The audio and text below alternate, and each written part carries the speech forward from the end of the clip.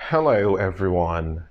Today we are going to have a new lesson and you're going to guess the topic of our lesson today.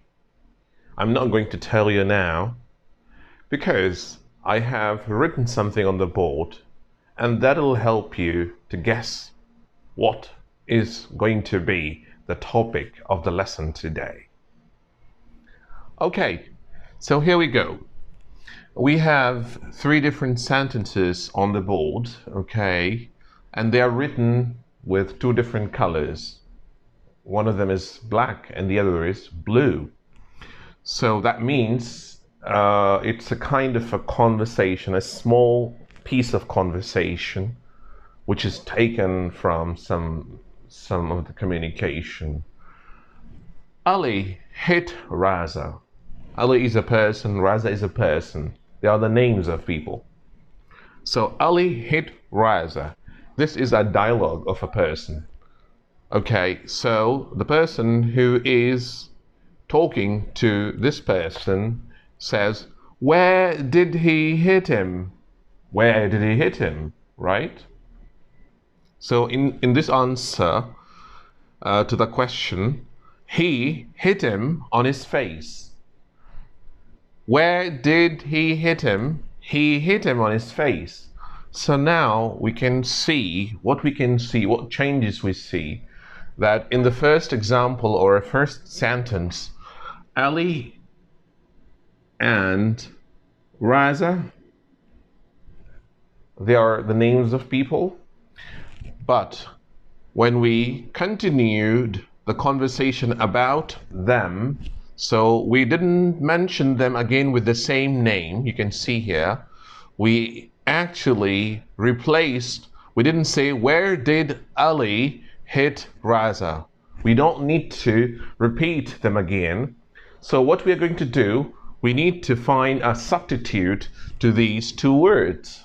So what substitutes we can use here? We can say, where did he hit him? So the substitute of Ali in this sentence is he, and the substitute of Raza in this sentence is him, right? And again, the last dialogue is when this was the answer to the question, he hit him on his face.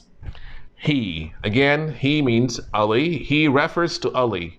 The reference of he is Ali hit him. So him is again the reference to Raza. So you didn't mention them again, he and him, right? So they both are substitutes to these nouns in first sentence.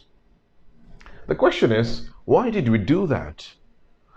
Because if you are mentioning the same noun in your one conversation again and again, your audience, perhaps your listeners, will not happy with you and will not be interested to listen to you anymore.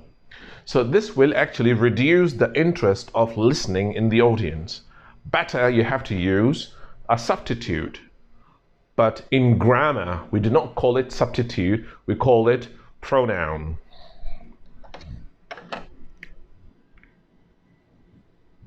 Pronoun. This is why we call it pronoun, something which is in favor of noun or in reference to a noun or something related to a noun. So pronoun, as in these examples, you can say he and him. He again in the second example and him here. In these all examples, these red circles are actually pronoun. Why we call them pronoun? Because these are the substitutes to the nouns in the first sentences, right? So whenever you want a substitute to nouns, you can use pronouns. So this is the basic concept of why we need pronouns in our languages, right? So pronouns are actually a help to nouns and they can be used as a substitute or a replacement to nouns. I hope you understand. Now, in a while, we're going to talk about the kinds of pronoun. Yes. So, if you see carefully in these sentences, These all red circles are pronouns, as we have just heard about it. But the point here is, what kind of pronouns are they? So remember, in these examples, I have mentioned two different kinds of pronouns. One of them is called subject pronoun and the other is called object pronoun. If you are familiar with the basic sentence structure, so you will be easily able to understand what is subject and object pronoun and the differences between them. So, just focus the last sentence of the dialogue. The last sentence is, he hit him on his face. He hit him on his face. So if I ask you, in basic sentence structure, what are the parts of basic sentence structure? So I will just mention, for the time being to make you understand, we have subject, verb, and object. So if I ask you where the subject is, so definitely you would say, here, the subject is he, because all the subject is the beginning and the first part of the sentence. So he is subject, okay. And where is a verb? Hit is a verb because it has an action. Hit, okay. So it's a verb. And him is pronoun. So what kind of pronoun is this? Because in basic sentence structure, this place is called object. So we came to know that there are two types of pronouns, subject pronoun and object pronoun. So here we learn two different kinds of pronouns, subject pronoun, object pronoun. So a pronoun that placed at subject is called subject pronoun, and the pronoun that is placed on object is called object pronoun. So these are two different kinds of pronouns and the basic kinds of pronoun. Now we are going to learn how many subject pronouns are there in reality and how many object pronouns are there in reality. For example, I just gave you here in the example he as a subject pronoun and him as an object pronoun. Are there more of them pronouns as subject and object pronouns? So I say yes.